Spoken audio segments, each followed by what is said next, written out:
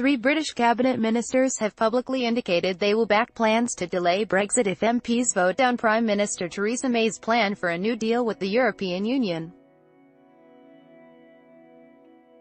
Business Minister Greg Clark, Work and Pensions Minister Amber Rudd, and Justice Minister David Gauke signalled in a Daily Mail column on Saturday that they will side with rebels and opposition parties next week to stop Britain leaving the European Union without a divorce deal on March 29 if necessary, adding their weight to calls for May to rule out a no-deal departure.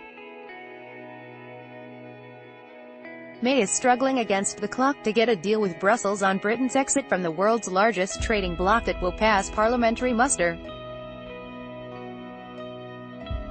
She will meet European Council President Donald Tusk on the sidelines of an EU League of Arab States summit on Sunday, but EU diplomats are not expecting any imminent breakthrough.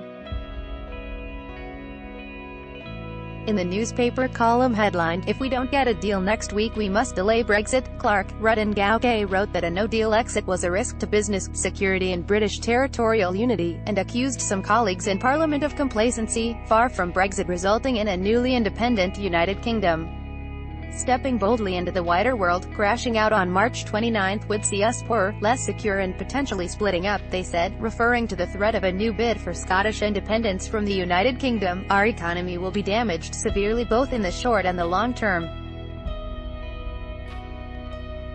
Costs will increase, businesses that rely on just-in-time supply chains will be severely disrupted and investment will be discouraged," they wrote.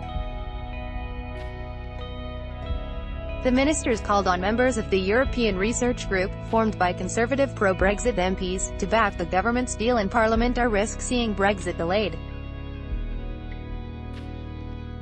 But in a further sign of deep division over the issue, May's junior minister for Northern Ireland, John Penrose, wrote a column in the Sunday Telegraph saying removing the option of a no-deal departure on March 29 could torpedo Brexit completely.